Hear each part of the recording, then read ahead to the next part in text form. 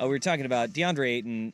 The effort was noticeably poor, substandard last night. Yeah, I mean, when you're shoulder to shoulder with Day'Ron Sharp and on a defensive or an offensive rebound, and he's on a defensive rebound, and he is at the rim dunking before you've crossed half court.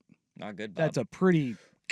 Did Chauncey talk about that at all? Was he asked about it? I asked him. I think the question was somewhere along the lines of, "You've discussed or talked about spirit a lot this season." I said, didn't look like anyone but Scoot and Two had much spirit. What happened out there? And I just kind of let him go from there. And he didn't name DeAndre by name. I don't think he would. Yeah. But on that exact play, when he didn't cross half court, I looked over to Chauncey and he just put his face in his hands. It was like, okay. Yeah. This text coming in says, I told you about Ayton when we got him. Terrible front office decision-making right there. Everybody except the Blazers knew not to touch Ayton for the same reasons, his head. We also have to look at the larger picture of that trade, because one guy who had a lot of spirit, and I want every young basketball player to use him as their spirit animal, is Toumani Camara, right? He's part of that deal. But also Yusuf Nurkic and DeAndre Ayton, little flipsy flopsies there.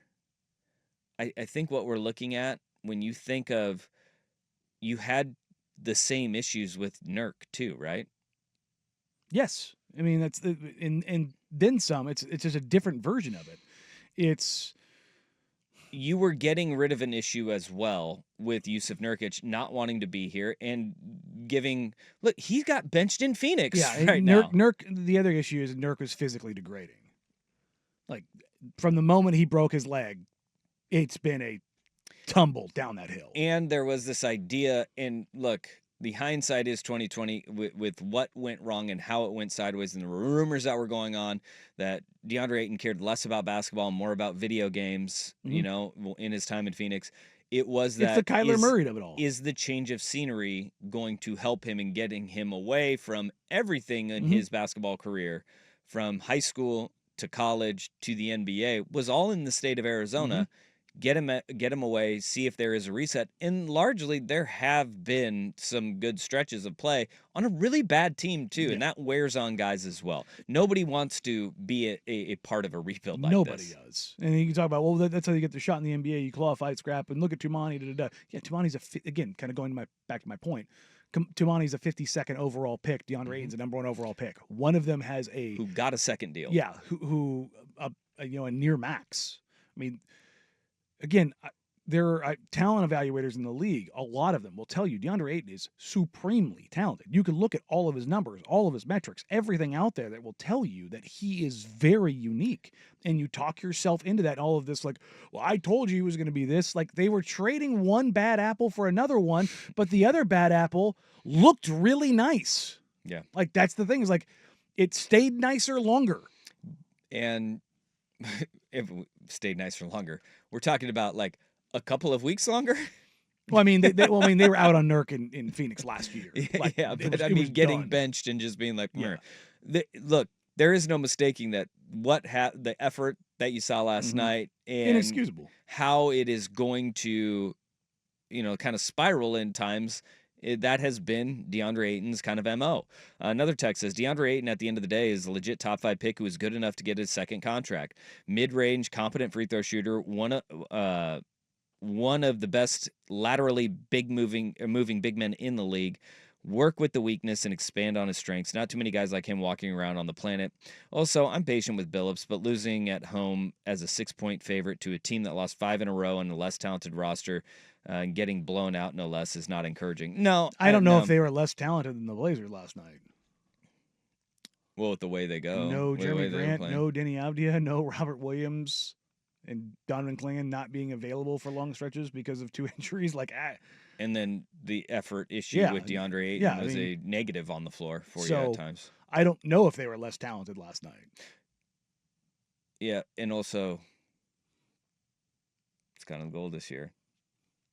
Yeah, I mean, they are. Well, not only that, this is a roster that's not very good. That particular game. Yeah, itself was that is going. Ryan Rucco was calling the game for the Yes Network, and what he said went on social of like, yeah, there might be some competing agendas happening on the floor tonight, and I was like, there you go. I appreciate that, Ryan. Little hat tip there. Yeah, but I feel like this is a very slippery slope though that the Blazers are on with Ayton, because when he decides he's going to check out, he checks out, and it's in a big way. It was crazy. And again, if you want to take a look at the expected win loss now, the Trailblazers are now at 20.3 wins. And if you look at where they stand in the league, 1, 2, 3, 4, 5, 6. Wait, hold on. 20 wins expected. 20.3. That is their expected win loss for the whole season. Yes. Out of 82 games. Yes. So that means they're going to win 7 of their remaining games. Is that what you're telling me?